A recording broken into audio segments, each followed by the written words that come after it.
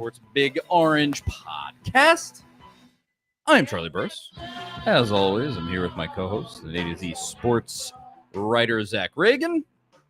Wherever you listen throughout the world, we thank you so much for listening to us. Zach and I talk everything Vols every week here on the Big Orange Podcast.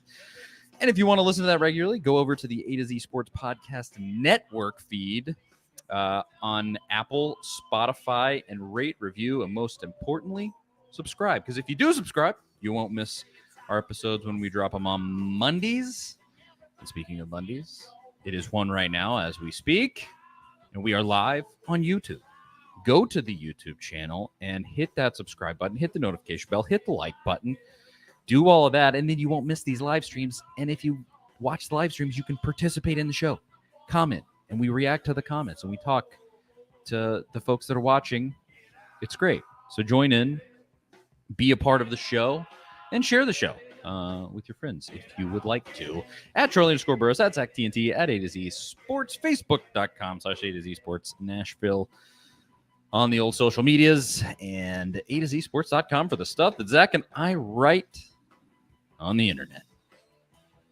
We are officially getting into sort of the valley after college football season, going into the height of basketball season. I think finally, Zach, this weekend, we got like a lot of the Tennessee fan base engaged in basketball. It felt like it felt like finally it was like, all right, I'm going to tune in, top 10 game. Let's go beat Texas, be the real UT, which Tennessee did. We're going to talk about it.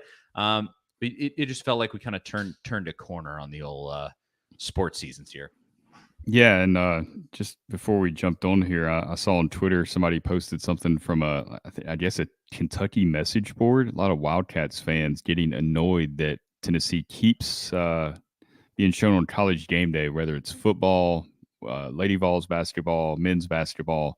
They said even if they wouldn't be surprised if they create a baseball College Game Day for this spring when Tennessee takes the field in February for the baseball. So some opposing fan bases are not too happy that Tennessee's getting all this attention. But hey, that's what happens when you're in the top 5 of like every single sport that matters. That is the way it goes when you are top 5 in football, when you are now top 2 in basketball. Tennessee now number 2 in the AP poll as of today.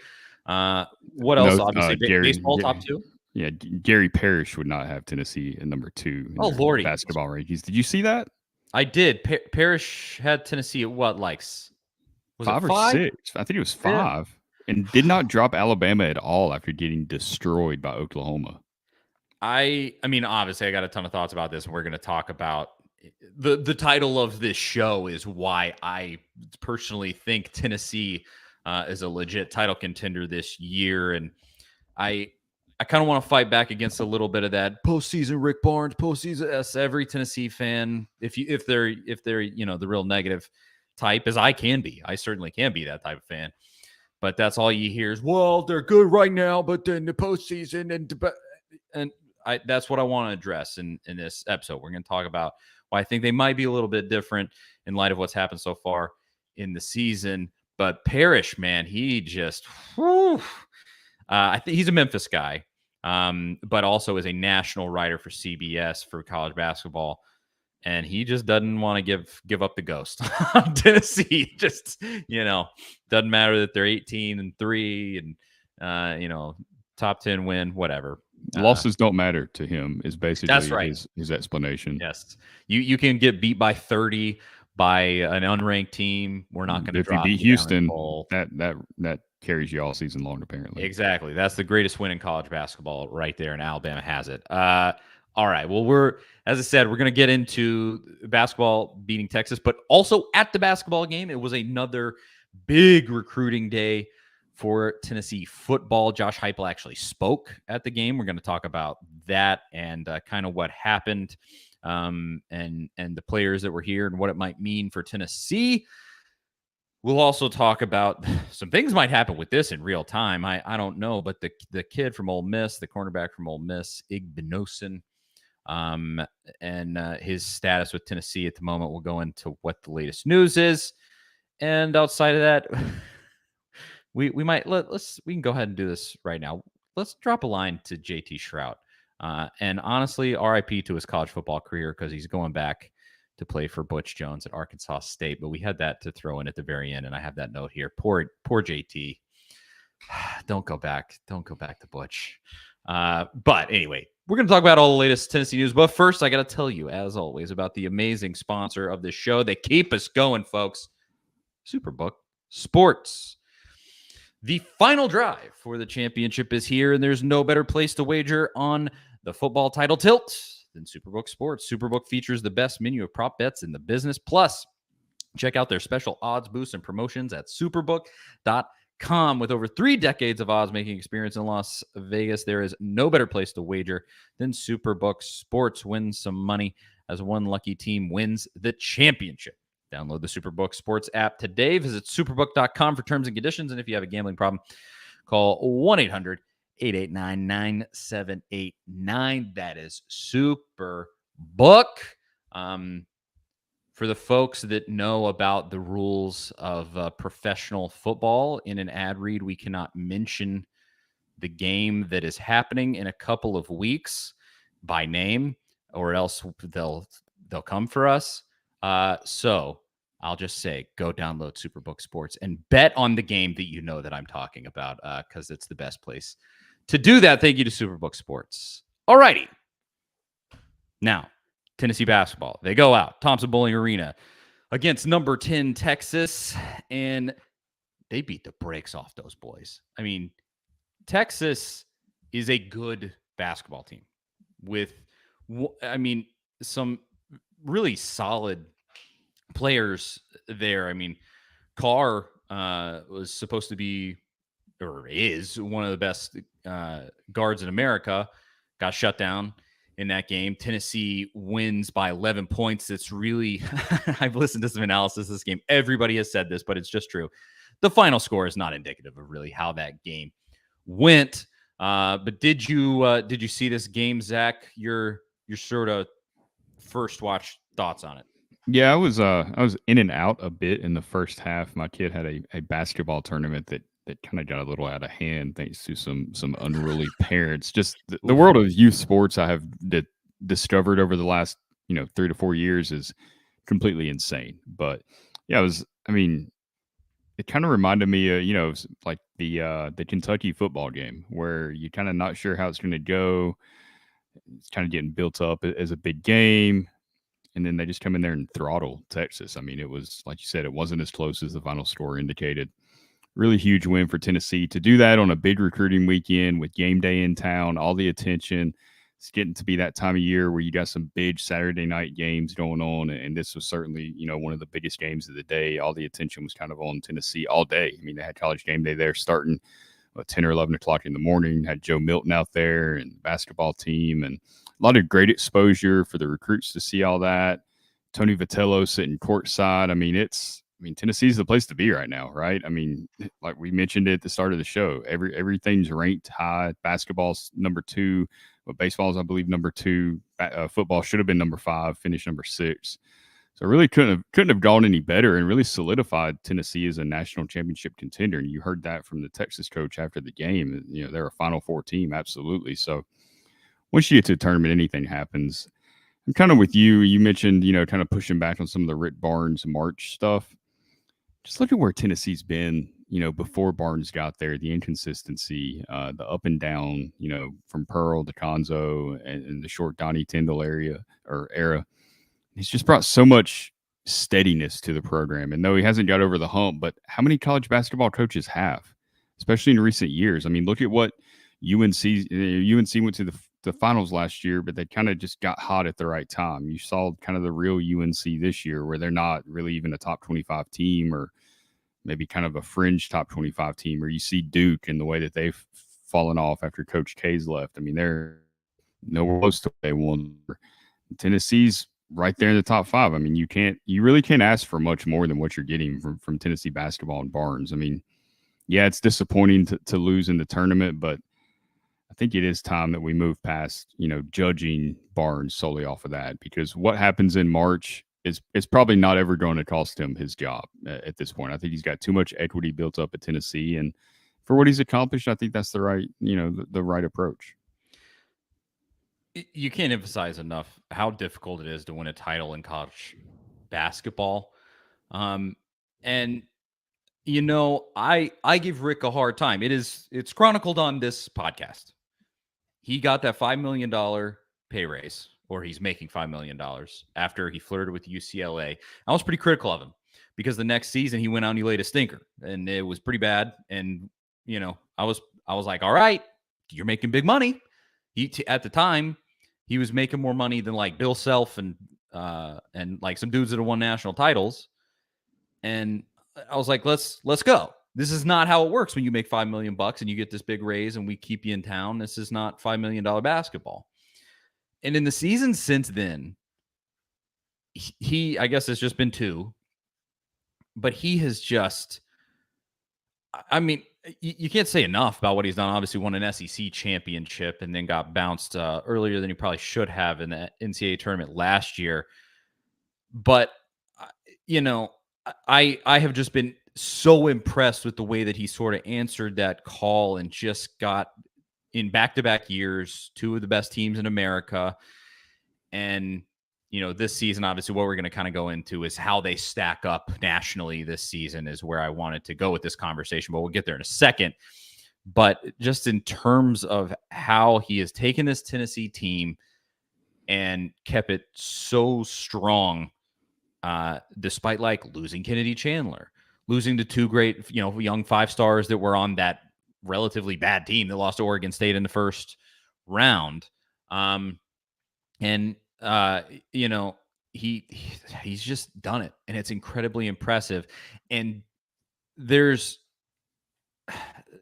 some to be said again about how difficult it is to win a national title, because you look back at like a Jay Wright. He's the last great gangster of college basketball. He retired last year. That team fell off an absolute cliff. They stink this year after they won 2 national titles in the last few years. And also don't forget this. Jay Wright, for the longest time, was sort of considered like, oh, he's the best coach to never win a national championship. Like, that was hanging over his head until he finally did it. And he always had that moniker. Now it's kind of Mark Few. Honestly, it might be Mark Few at Gonzaga, and it might be Rick Barnes. Honestly, I think Rick is contending for the title at the moment. And it doesn't happen until it happens. Guys have had that reputation and overcome it. It's absolutely overcomeable with the right guy in the right circumstances. So much of the tournament is about like matchups, and luck is honestly a big part of it. Sometimes you just end up playing, like, you remember back, like Konzo Martin, that team that he took to the Sweet 16, should have played Duke in the second round, and they played Mercer instead because Mercer upset Duke. Like, sometimes that stuff just happens. Basketball is a very tenuous sport, and Rick is just, I don't know. I know a lot of people are like, it's postseason or it's nothing, and if he doesn't win, get to the Elite Eight, fire this guy. Fine, you're allowed to feel however you want to feel. But he's gotten a lot of equity with me, and I'm I really think he might have a real team this season. Yeah, my perception on it, like you said, it had changed as well. I used to kind of feel that way too, especially if you exit in the first or second round. But you've seen so many great teams that's happened to, and so many guys that it does take them forever to kind of break through. If you're in the top 5, top 10, top 15 every single year, I mean, you're a good coach. It's not like college football where, you've only got 12 games and 1 loss, puts you out of the postseason picture, and that's kind of how you're judged. It's just not that way. If you're consistent through the season like Barnes has been, it's just really not much that you can criticize at this point when it comes to the postseason stuff, especially after winning the SEC championship. But yeah, this does really feel to me like maybe his best chance, just because of the defense. Because that's I can't remember if it was you or somebody pointed out, and I hadn't really thought about it this way. It might have been you that tweeted it. Like, that's something that you can count on every single night, and you don't. You can't predict really when a bad shooting night's going to happen, like the game against Kentucky. Like, you just don't know when that's going to happen. But that defense is something that you can control, and it's there every single day, and you can count on it. And that, to me, really is what gives me confidence that they will make a deep tournament run because, you got that to fall back on. Obviously, you can't have a game like you had against Kentucky, but hopefully that was the outlier. That was kind of a weird vibe around that game. I think we kind of knew, Kentucky's not going to lay down. They kind of got hit rock bottom, and they were challenging each other, and they responded well. They started playing better in general after that. I know they lost to Kansas this weekend, but they still have been playing better since then. So Kentucky was never just going to fade away completely. There was way too much talent there. So that game, while it's a tough loss, I don't put a ton of stock into it because it's not like they lost to a team that had no talent and it was just inexplicable. So that, honestly, when I see what happened in this Texas game, and what I think it kind of means for where this team can go in the future, it's why I was so deeply offended by that Kentucky game. Because you look at how good this team is, how deep and how skilled and how tenacious and how much effort they went out and they got out efforted, which to me was just so gross. Like I was just like, this is not, how do you let this happen with the hallmark of this team being what happened in that Texas game? They went out and they gave Texas such a hard time. And to Texas' credit, to score 71 against Tennessee, the way that Tennessee played that day, all credit to them. They really played one of the best games that a team has against Tennessee this season and still lost by double digits. Because even like Kentucky didn't play a good game that day. Again, that's why I was so deeply offended. Like I was like, this is so antithetical to everything about this team. What the hell happened? And it was just ugh. But hopefully this is the turning point of the season where they got to figure it out because of two things. And I want to talk about a comment here, and there's a bunch of people watching. I appreciate everybody dropping in. I see Chris, Big Tin Jeff, of course, is in here. Mr. Jones, Dylan, Z Adams, they're all watching. We appreciate it, guys. Thanks for commenting, hanging out. But Z Adams, he says, if we shoot well from 3, we can't be beat. You just can't depend on that in March. So that's true to a certain extent. I think this Texas game is really an example of where you can circumvent that, though, because it was Olivier Kamwa's game. They switched in the last, week, 2 weeks. They switched Olivier Kamwa to 5. So he's playing legit center. And he went out against Texas, and he's so spotty. It's like he'll put up 12 and 7 rebounds, and then the very next game he's nowhere to be found. 3 points and 1 rebound, and just it's been like that. Pretty much the entire time he's been at Tennessee, coming off an injury from last year where he missed most of the season. But he went out there and dropped in 27 points, got a bunch of rebounds, was such a linchpin of everything that was happening. And this is where you can circumvent that. Because as you said, Zach, night in and night out, this team is going to play ridiculous defense, unless they just have a lapse like against Kentucky where for some reason they got out efforted, like I said, out hustled. That defense is going to be there. The numbers on this defense, I want to get into this too in a second, sort of the ins and outs of that defense. The numbers on this defense are unreal. It is statistically according to Ken Pomeroy, kenpom.com, it is the best defense in the history of his 20-plus year rating system. So that's going to be there. But the offense, when you can get Olivier Kamwa working, things change totally. You're not relying on threes. You don't have to rely on Vescovy and Ziegler to make threes or Triple J. But I mean, in this game, the perfect inside-out action with Kamwa playing so well, like it was just such a threat and stretches the defense and makes it so much harder to guard what Tennessee's doing on the offensive end when you have that legit threat down low. I mean, he just couldn't miss. He's not going to play like that every night. I mean, that was the best game of his entire career at Tennessee. But that changes everything. And if you could get play like that out of him, like Kennedy Chandler last year down the stretch took this turn just, later in the season where it was just like, whoa, watch this dude play basketball because it's an absolute joy. He was running the floor so well.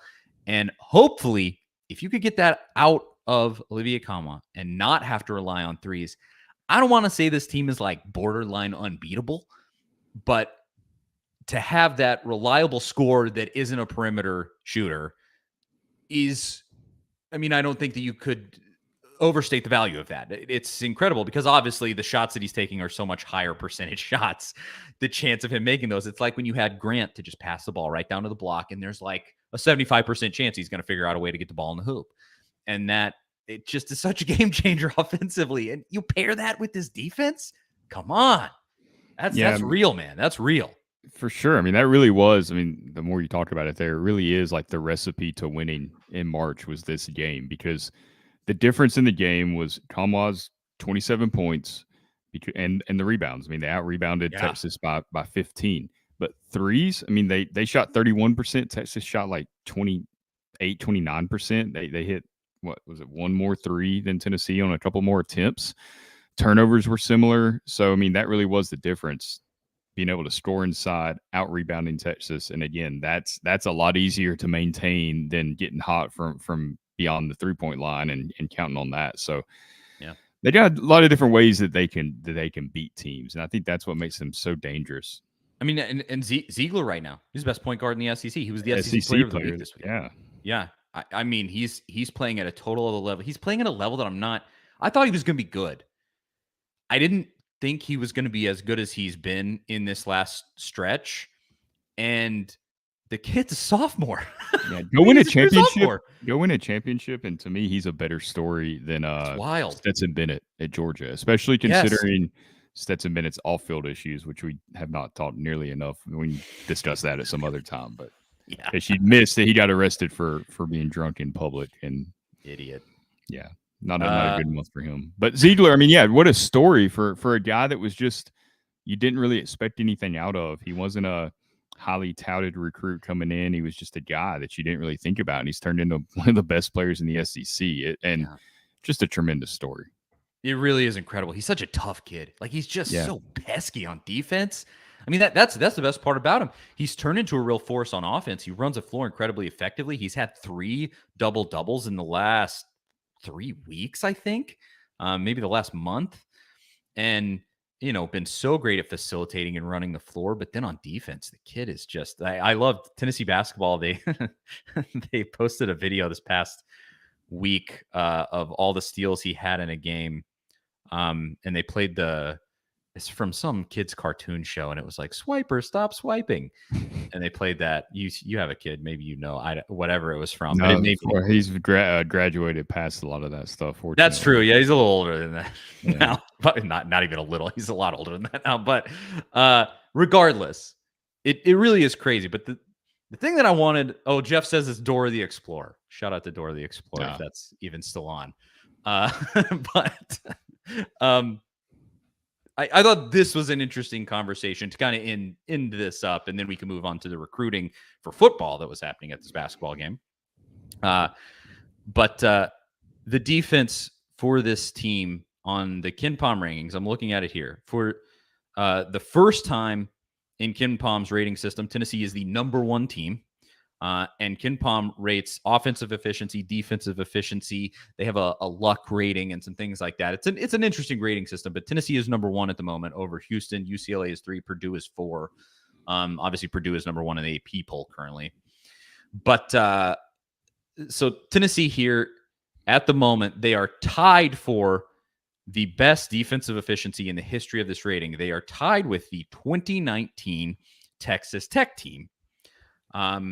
At 84.1 efficiency points. I don't have to go into what all of that means, but it is the best in the history of this rating. It goes all the way back to 2002. Now, the thing about that Texas Tech team is that they went all the way to the national championship game. They lost, but they made it all the way to the national championship game, ironically, with Chris Beard as their coach, who he might not be coaching for a while since he's an idiot. But that team played unbelievable defense. Now, the team that everybody goes back to that they've been kind of trying to compare is Virginia, who won the national championship that season. And that team, technically that Texas Tech team, played better defense than that Virginia team did. But everybody remembers that Virginia team because they were so hard-nosed, and they beat everybody. Like, they never blew anybody out. They always just won by like 5 points, and it was always close. But the difference here is that Tennessee plays with more possessions. They don't play as, what would you call it, like just drag ass basketball. They play with a higher pace. They try more transition, but in terms of offensive efficiency, that Virginia national championship team had a better offense than this Tennessee team does. And so it kind of comes back to, where can you find the offense for this team? Because to reach that level, obviously you're playing defense at the elite level. You're playing defense at a level that is better than teams that have won a national championship. So how do you find that scoring? And I think you saw it this weekend. It presented itself. It's Olivier Kamwa. It's Toby Awaka, maybe. It's Jonas Adu. It's Uros Plavsic, if he can score and not be an idiot out there. Keep his cool, keep his emotions in check. It just really, that's the formula. Because as we've already been talking about, that defense is there night in and night out, and that's incredibly, it's sustainable over just great 3-point shooting. I mean, look at Alabama. They're sort of predicated on making 3-pointers and got their head kicked in by Oklahoma, who's really not a good team. And that it can get you like that. And so where do they go? Somebody has to step up, and hopefully Olivier could be that guy, but we'll see. Yeah, I mean, it's gonna be fun to watch these next couple of months. I mean, this is when college basketball really gets just locked in. Like you said, this is when people kind of start flipping that switch and really getting into it. Not everybody is Charlie and can get all into an early November basketball game against a non-conference team and do it. It's fun and break it down minute by minute. I mean, truly. This is kind of when everybody else catches up to that. And so you kind of got a head start on all of that for people, but it's going to be a fun finish. It's going to be, enjoy it. Don't get too stressed over it. Obviously this is a team with high expectations that you want to see finish the job. You want to see get to the Final Four. Could end up being another rematch with Purdue to kind of maybe avenge that. Was that 2019? 19? Is that when that Sweet 16 game? Yes, that would be 2018, 2019, I think. How would you see them matching up against Purdue if they do meet? The matchup with Zach Edey, who, if for the Tennessee fans that aren't basketball dorks like myself, he is probably the best player in America. He is an absolute giant that plays the 5 for Purdue, and he's just really excellent. That matchup with Uros probably would be really interesting. Could Uros play effective defense, be able to rebound the basketball? I watched them play Michigan State some on Sunday, actually. And they're hard to beat. I mean, they're a really, really complete team. I mean, you just look at the KenPom ratings. They're just a little more balanced currently than Tennessee. They have the number 4 offensive efficiency and the number 17 defensive efficiency, while Tennessee has the number 1 defensive efficiency and the number 33 offensive efficiency. If they can have more games like that Texas game, obviously that will go up. But Purdue is just more balanced. But do I think Purdue is the better team? Tennessee's deeper. I would put it that way. If you can get bench production, if you can stop Edey down low, it's all there for Tennessee to beat them. But man, they're tough. I mean, obviously they've lost 1 game all season, so there's a reason they're number 1. But yeah, we'll just have to see how it goes. But to me, sort of the thesis statement of this whole thing, this team feels different to me. And again, there have been multiple coaches that have had that. He's the best coach that's never reached a Final Four. Well, Mark Few finally reached a Final Four. He hasn't won that national title yet. Now he's the best coach that hasn't won a national title. Rick Barnes, he's reached a Final Four, only won in his whole career. He's now sort of saddled with that. You've had great teams and never won a national title. Well, you haven't won a national title until you do. And this team, it just feels like this has to be one of the best he's ever had, and very arguably the best he's ever had at Tennessee. Can they get that go-to scorer, figure it out on the offensive end consistently, where they're not going to get caught, lacking in a big moment in a tournament game? So seems like they're hitting their stride at the right time. So seems like I hope so. Kind of answering some of those questions. Hopefully that bodes well for February and into March. And Jeff actually says what I think could be a big factor right here. It's a weird year in college basketball. It's a down year across the entire sport. That's absolutely true. There's no great team. I mean, people have been circle jerking over Alabama, and they got absolutely annihilated by Oklahoma. There's no great team this season. And Alabama right now, their entire play is based around a freshman, which good luck with that. You know, it can't happen. You can't have an Anthony Davis where they're just absolutely transcendent and, you know, they win a national title based off of a kid that is 18 years old. But on other, you know, on planet Earth where Alabama exists, you have a bad shooting night and they get beat by 30. So, all right, let's talk about this. At that basketball game that Tennessee won, and it was awesome in an incredible environment. The students were back, which was really nice. You could tell on TV. It was markedly louder than any other home game Tennessee's had this season. Josh Heipels showed up with all of the recruits in tow from another junior day, the second junior day of January. And he not only showed up with them, but he showed up with all the newcomers for the basketball team, the early enrollees. And he spoke at the game during a timeout.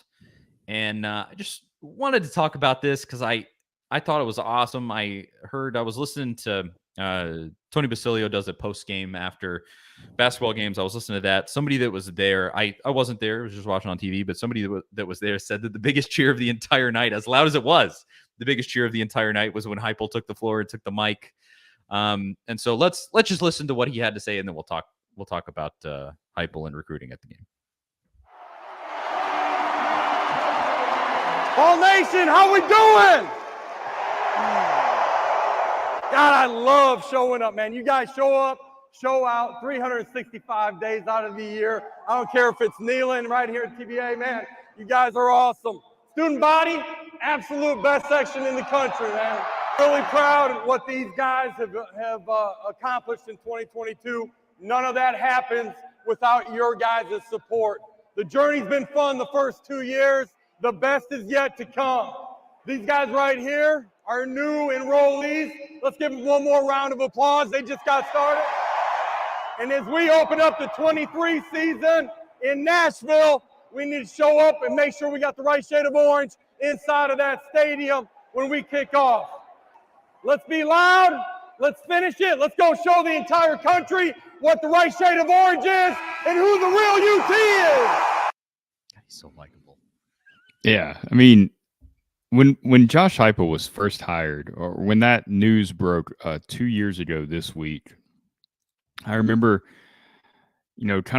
I wasn't real familiar with Josh Heupel. Obviously knew who he was from his time at Missouri and knew that he had taken over there at UCF. But my perception was a lot like everybody else's perception. Like, okay, he took over Scott Frost's team. And we later found out that Scott Frost just kind of caught lightning in a bottle that 1 year. Wasn't that great of a coach in Nebraska. But I watched some of his press conferences and there wasn't a ton of energy. And it was like, all right, is this really the guy that's going to connect with Tennessee fans? I mean, just you put the football stuff aside, I always think about how they're going to connect. Butch Jones didn't really go over that well because he was from Michigan and he just wasn't a great fit in Knoxville, right? Pruitt honestly fit better. I mean, he felt like an SEC guy. He had an accent. He said all the right things. He kind of brought a different demeanor to the team. You can look back in retrospect and pick at things that he said, but at the time, I think most people were kind of all in on his personality and the way that he connected with fans. Heupel it's hard to explain, but he seems like almost like a different person than what I saw at UCF. And it's like he's still growing into the coach that he's going to be. I'm not sure he's even there yet. I think he's still going to keep progressing into a different personality, not a different personality, but just maybe a bigger personality. He seems so comfortable with himself when he goes out there and he's speaking off the cuff. It's not some rehearsed remarks. He just kind of spoke from the heart and connected with fans immediately. You start talking about the right shade of orange, the real UT, and that stuff's going to get people fired up all the time when you're talking about Texas, especially with Rick Barnes' history with Texas, just even more, attention on that game. And even more important.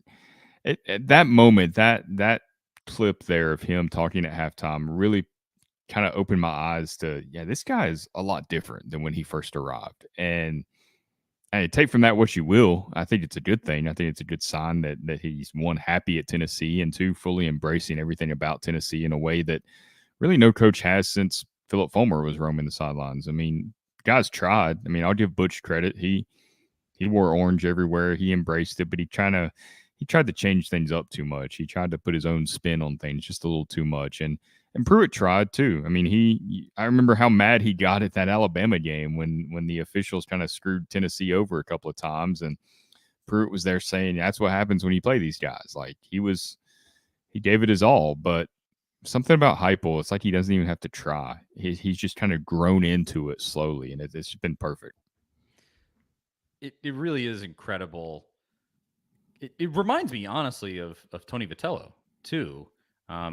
They're kind of this duo that I think have had a pretty similar path, both young coaches, that Tennessee was their first big opportunity. Now, Vitello was an assistant before, and he became Tennessee's head coach. Heipel obviously was head coach at UCF before, but, the first big opportunity at a major school in a major conference. And, Vitello, like I was at his very first press conference, and it was a little awkward. Everybody was just like, who's this guy with this flowy haircut that's showing up? Like, I like the cut of this guy's jib, so to speak, but can he coach baseball? And then he's become, as far as Tennessee fans go, I mean, he's the most likable dude on campus. He obviously has unbelievable teams, and he has this bravado and this awesome just, he plays into like the living meme that he is, kind of. Oh, yeah. And it's so endearing and so awesome. And he gets it. He like gets the whole Tennessee thing. He understands the power of this fan base and he uses it. I think Heupel, over the course of this 11-win season, discovered that. It was him getting comfortable with what all of this craziness is, because obviously winning 11 games is going to get the Tennessee fan base to love you, period. Like, that's the best season since 2001 in football. We know everything that happened. Like, that's going to get this fan base to be, you're going to get the loudest cheer at a basketball game where Tennessee want to beat a top 10 team, like that's how much you're going to be loved at this school. And to see him build that comfort level and to get the whole, like, we're the real UT, the real orange, like it's so great. And I just, oh man, I can't like this enough, because the dude just keeps doing stuff even in the off season where I just go, yes, this is so great. Keep doing this. And it goes to sort of the overarching thing that we've talked about with this athletic department, where they're all pulling in the same direction.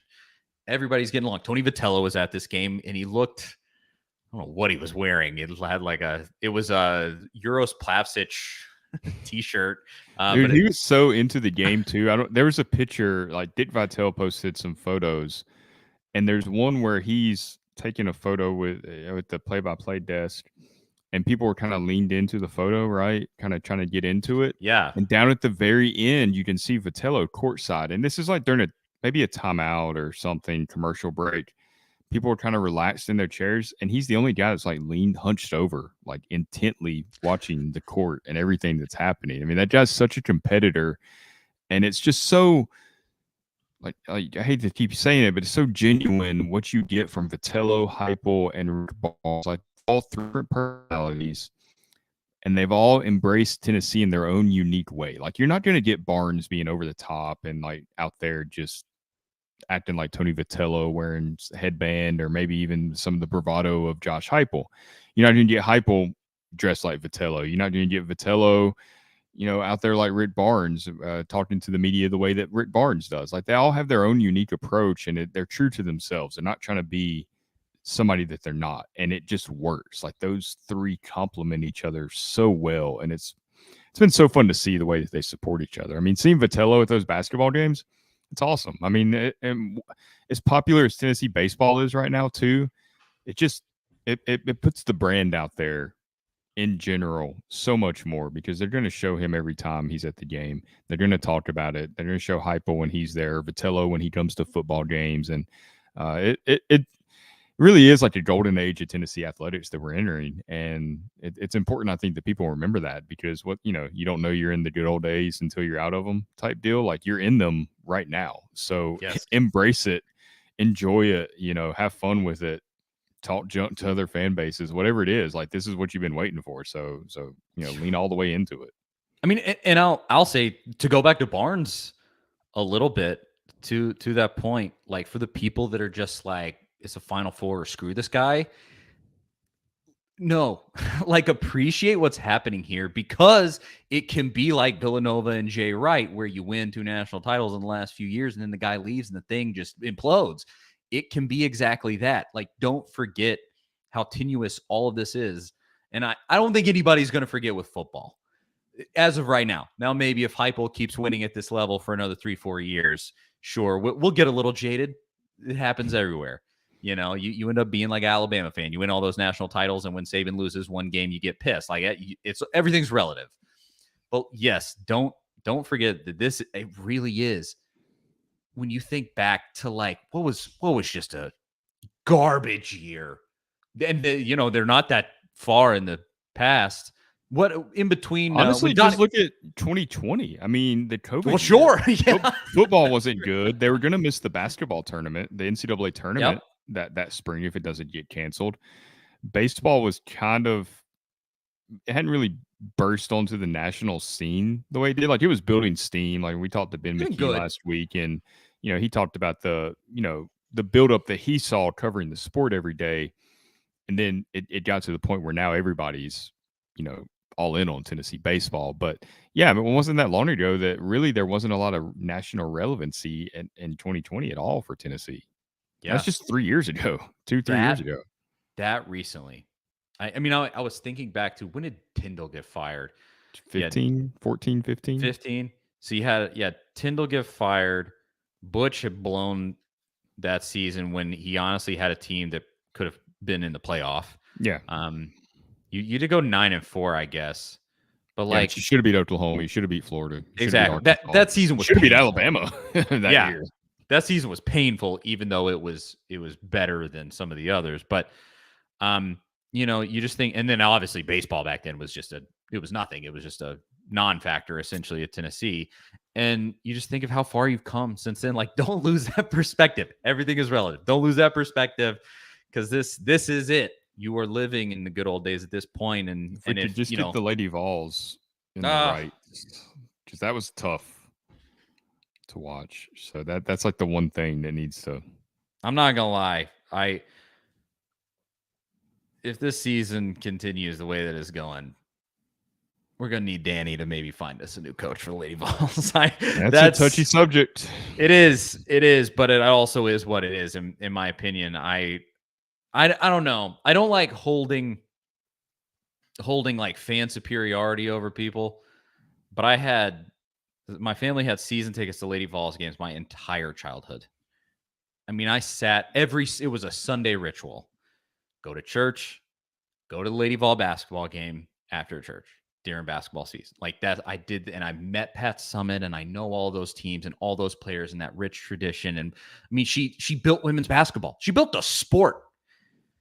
And you still have, I mean, just look at how many people showed up to that UConn game. 14,000 people. You still got it. It's still here. And just go out and pay somebody to coach this basketball team that's one of the best coaches in the sport. Just do it. Just go and do that. It's what you should have done before. It's what Phil should have done. I love Kelly Harper. She was the linchpin on some of the best teams Tennessee's women's basketball team has ever had. I mean, those Lady Vols that won in the late 90s, she was running point. And, I love her. She's not the best coach that could be coaching this team. So just a side diatribe there after they got their teeth kicked in by UConn. Anywho, as far as Heipel at this basketball game goes, I love it. It was a great moment that just shows between him and Vitello and everything, that just shows the synergy and everything great that's going on right now. And I wanted to mention it, but then it also goes along with this recruiting weekend. And at this point, we could go into everybody that was there. You had some real dudes there, Demarion Franklin and like some other like top level guys. But on Wednesday, again, I never like to reveal the guests that we're going to have before it happens because I don't want to, if it ends up falling apart, I don't want anybody, to be named. We have a very good recruiting guest, someone who is very much in the know, has great information, and they're going to be coming up on Wednesday. So watch out for that on Wednesday afternoon. And we will get into the nitty gritty of what happened this weekend on the midweek show that we've been doing. So just watch out for that. Subscribe to the YouTube channel, and you won't miss that when it comes. But a really great guest that knows Tennessee recruiting extremely well. I think everybody's going to enjoy. So I did think one thing real quick about the recruiting weekend, nothing too in depth, but I did think it was interesting. You think about quarterbacks, right? You got Nico, but with college football recruiting, you always got to be looking for that next guy, especially with the portal depth. I mean, after Joe Milton's gone next year, who is the next guy? I mean, after 2023, right? Like, who is in 2024? It's Nico and who? So you got to always be recruiting that position. They had George McIntyre come in. It's a local guy, from Brentwood, from the Nashville area. Top 50 player in the country, number 1 player, I think, in the state in the 2025 class. I think 6'5". I mean, that's a guy that I feel like you've got to have him end up at Tennessee. I know Vanderbilt's kind of in the mix there. I think he's got some family connections. You cannot lose a top in-state player like that to Vanderbilt, especially at the quarterback position. So be interesting to see if that ends up being like Tennessee's guy in that class. I think it's still a little too early to determine. I think maybe by this fall and moving into next spring, we'll know for sure who their 2025 guy is that they're going to kind of go all in to get, like they did with Nico. But you got to feel like if you have that guy in state that he's going to be pretty high on that list. Absolutely. I mean, there was a whole set of dudes that are going to be really key for the future and really, really guys that you want to take advantage of this 11-win season. And, I think you can speak to them through great results like that. Like, that's really where you can get some of these guys, is by being like, hey, we're back in the top echelon of college football. There was a lot of guys like that were here this weekend. And the good news is, compared to the weekend that happened with the Kentucky game, you went out and you kicked Texas's butt and you showed them a great time. Heipel went out there, got a giant cheer. And it wasn't just Heipel, it was the young guys. So obviously this was very strategic and a great marketing move in general on Heipel's part, or whoever made this decision.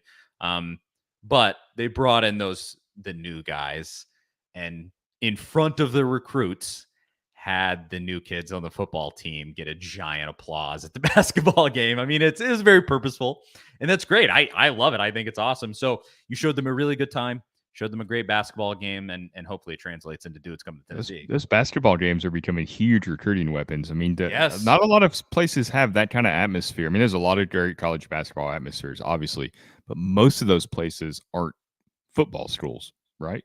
I mean, you're not going to, you might go to Chapel Hill and Carolina, UNC's, they've they're done better in football with Matt Brown there, and they've recruited pretty well, but that's kind of not really what they're known for. Tennessee, to have that kind of atmosphere to show football recruits in January. I mean, they did it with Nico last year, and he ended up at Tennessee. I remember when we were watching those videos of him attending that basketball game, we're like, oh my God, like Tennessee might actually have a chance to get this kid. And then don't forget, he referenced the basketball game that he visited in his commitment video. Mm-hmm. He talked about chanting his name.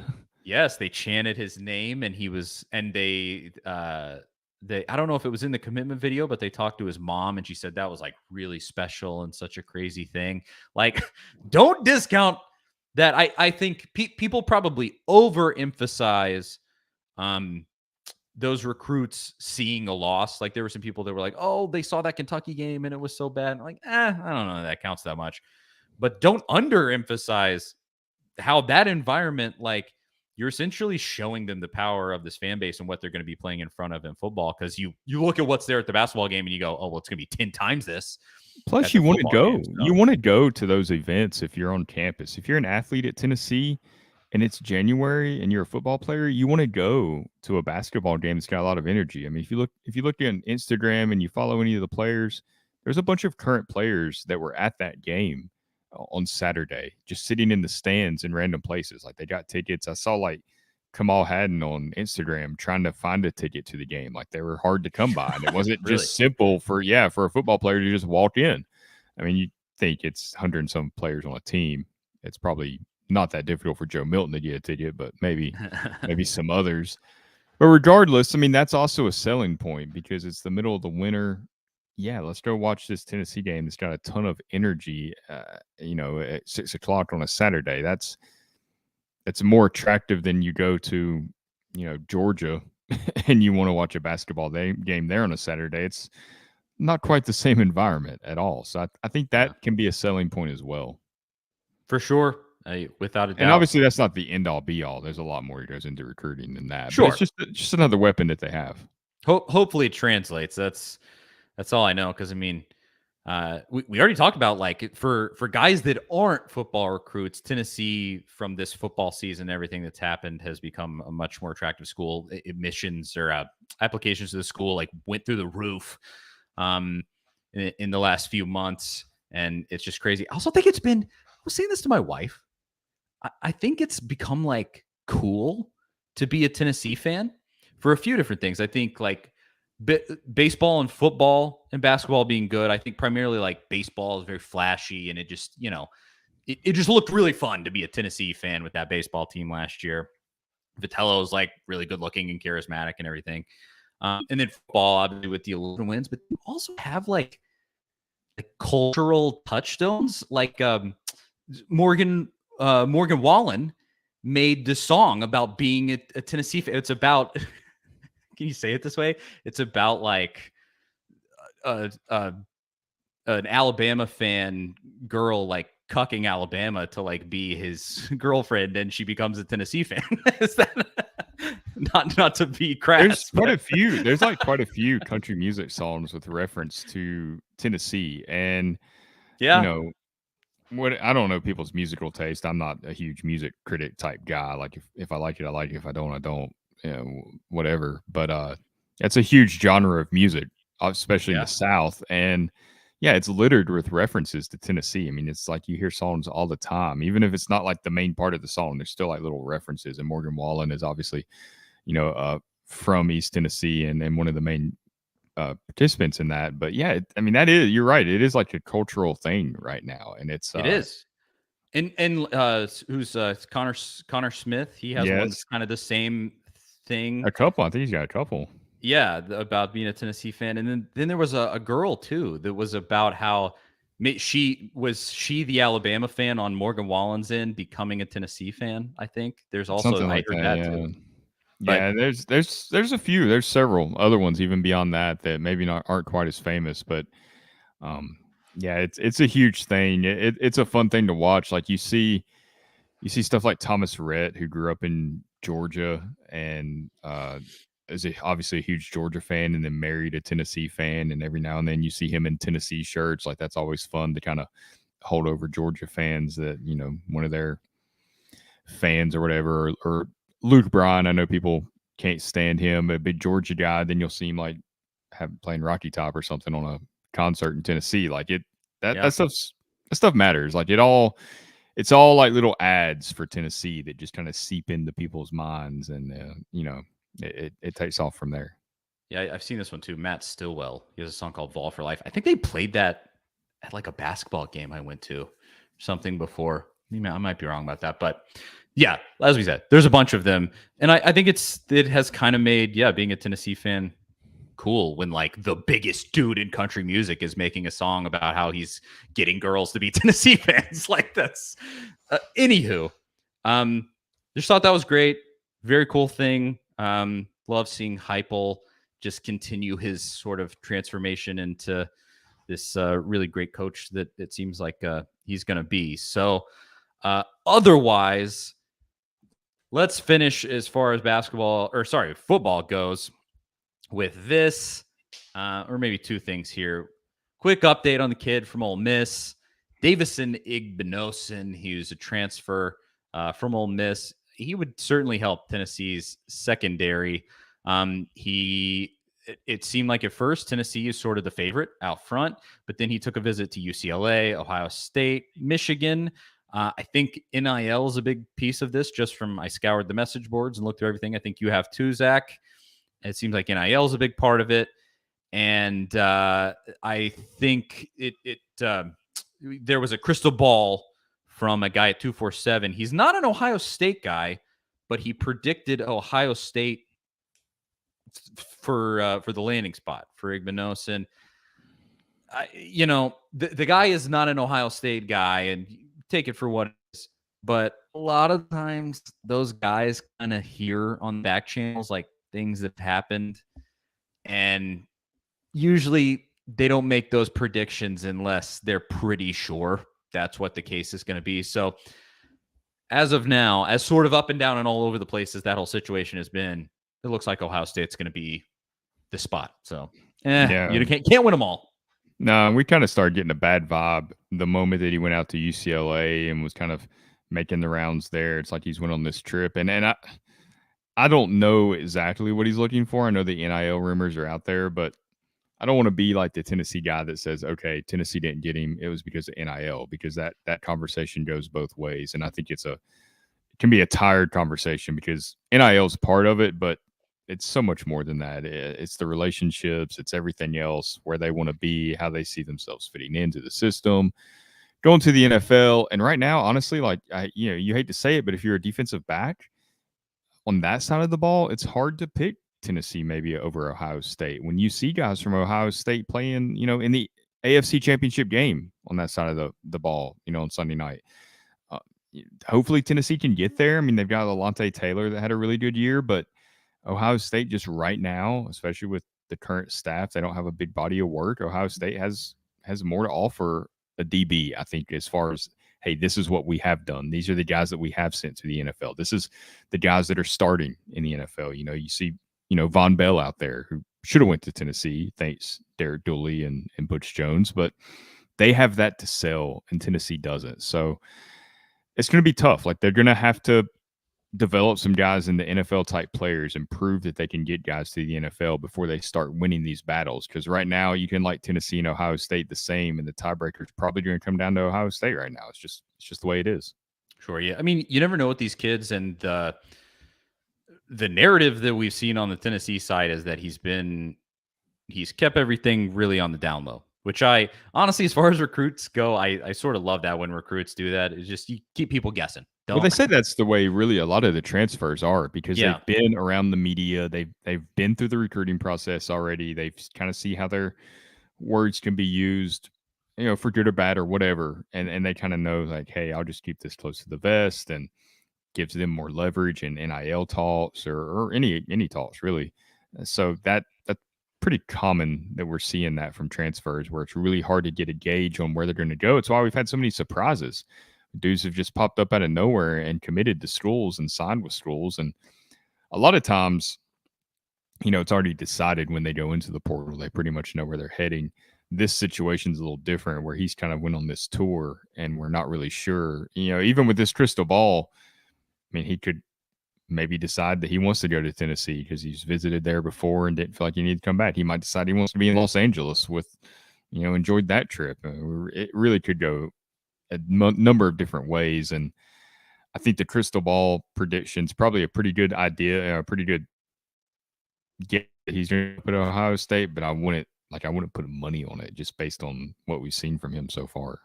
Yeah, I think he'll go there. Just judging from, the history of those crystal balls. Again, typically you don't see those guys throw those out. I mean, they don't want to look stupid, just like any of us. They want to look like they're good at their job.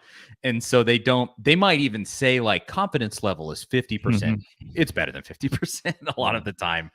And so if you go to Ohio State, look, I get it. You want to go play in a little squishy baby pillow league, and you want to win football games that, you want to win a bunch of football games that don't actually matter and then lose the ones that do. I get it. To each their own. You could come to the SEC and actually play some meaningful games and like win things that people actually watch on TV. That would be cool. But, again, you have your preferences and that's fine. This kid's probably going to go to Ohio State. Again, can't win them all. Is what it is. And unless you have anything else on that, the final thing can be this tight ends coach situation. We were just going to essentially say, where is the tight ends coach? Tennessee still doesn't have one. I mean, like, you've heard for weeks, it's the names that have been thrown around. Jeff Ferris, the guy at UCLA, is the main one. I kind of think, from all the things that I've seen, I think that's who it's going to end up being. But there is like zero indication at all of where Heupel might be going exactly, when he might be doing this. I've heard guys that are big time insiders that are like, I don't know what he's gonna do and when he's gonna do it. So it's just a little tidbit on football to add in there at the end. Yeah, I get the vibe that Josh Heupel's interview process is a very slow going thing. I don't know if you saw Joey Hosley talk to WNML earlier this month about the process of him getting promoted, kind of told how it happened.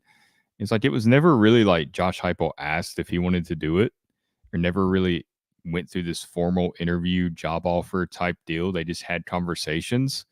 And eventually Heupel was like, so we're going to do this thing? Hosley's like, yeah, I guess we will. And that was that. He signed the contract, and that's how the hire was made. So, I'm sure Heupel's talked to guys and maybe gauged their interest, or maybe tried to get a feel for, Heupel's a really smart guy. And I'm not just saying that because it's Tennessee. We've heard a lot of comments from different assistants that talk about just how really smart and intelligent he is. Like he has good self-awareness. He knows how things are taken. He's very aware of the media coverage and all that. And I really don't think he cares how a tight ends coach is covered, but he doesn't just do stuff like at a moment's notice. He's not going to do like Jeremy Pruitt and hire a guy without even really interviewing him. When you hired Jimmy Brumbaugh to be the defensive line coach and then fired him 4 games into the season, he's not going to do something like that. Like, he's going to be very patient with the hire. So I'm sure he's talked to people and just kind of gauged where they're at. And then it'll probably be just like a random Thursday, and Pete Thamel or some national reporter just throws it out there that he's made this hire. And I still kind of think it'll be Jeff Ferris. There's really no insight there. It's just that's the one name that's kind of kept popping back up, and everything makes sense there.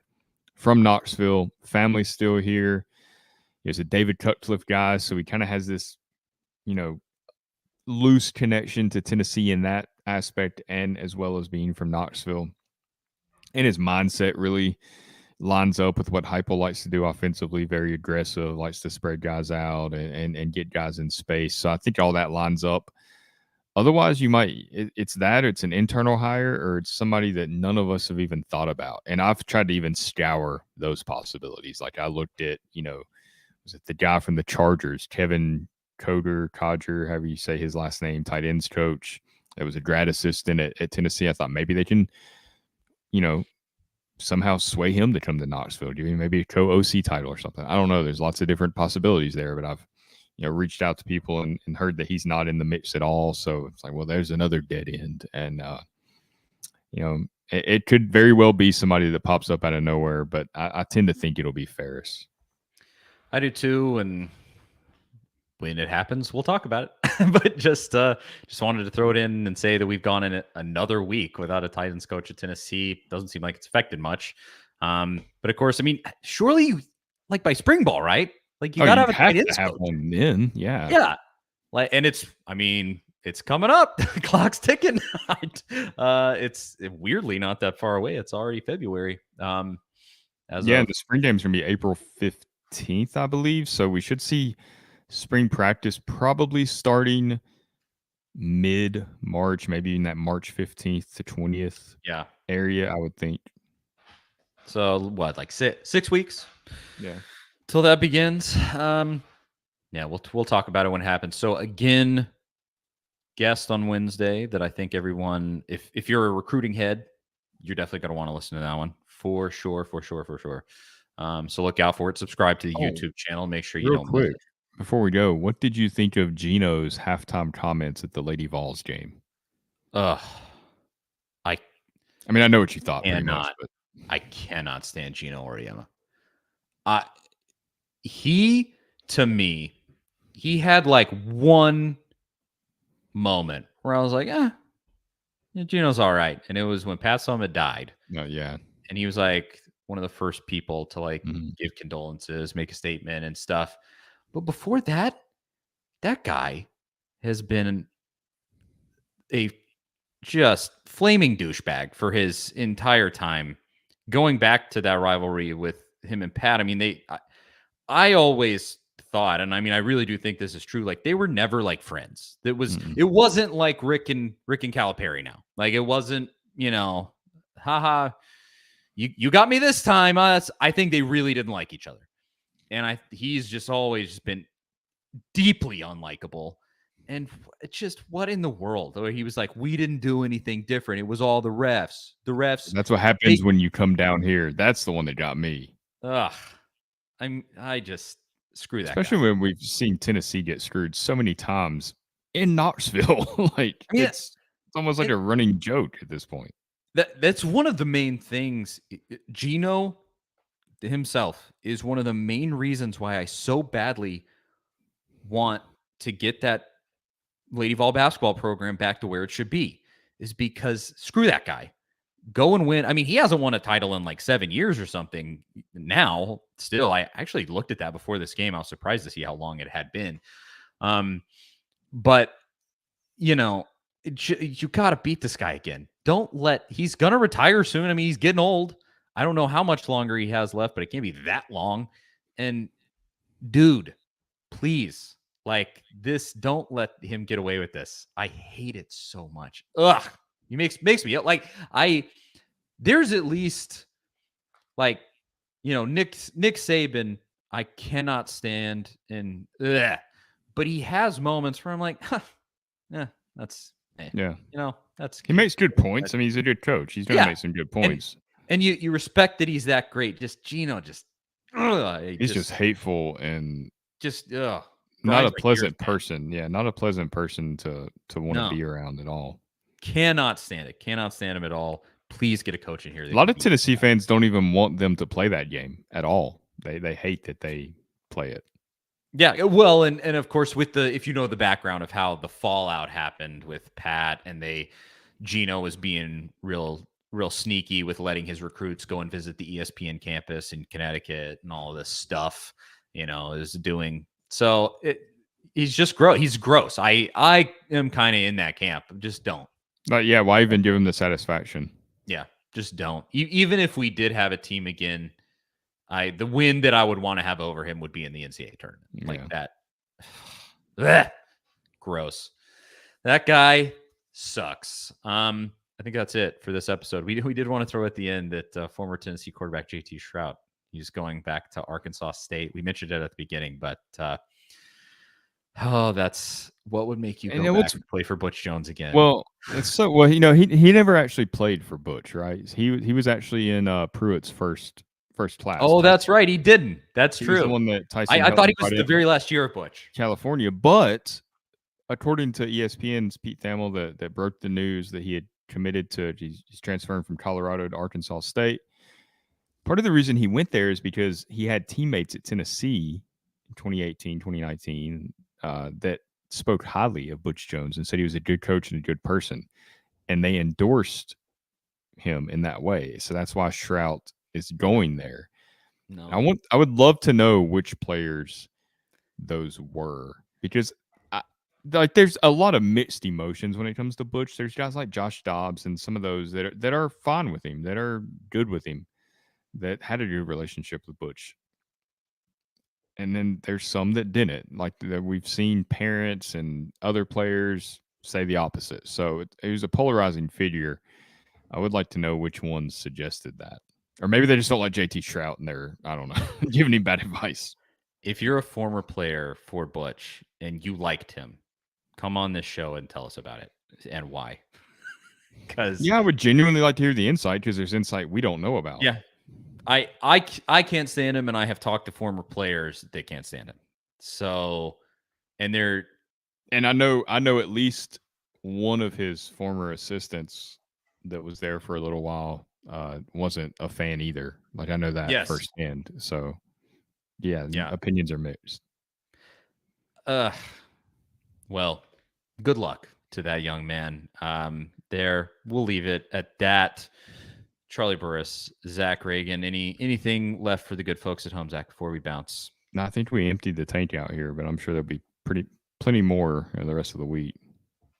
Go and subscribe to the YouTube channel so that you don't miss our show, midweek show with our recruiting specialist. Who could it be? Spin the wheel of the recruiting people at Tennessee, and see who pops up. And we'll reveal that on Wednesday. So subscribe there so that you don't miss it. And we'll get into the nitty gritty of the junior day that just happened over the weekend and a whole lot more.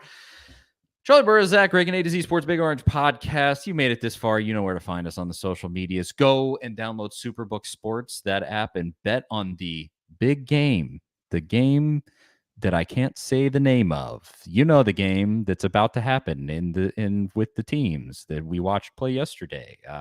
And go bet on that game on Superbook Sports. Thank you again for watching. To everybody who commented, we really, really, really appreciate it. You make this show go. You're too good to us. And we'll talk to all y'all in a couple of days. See you guys then.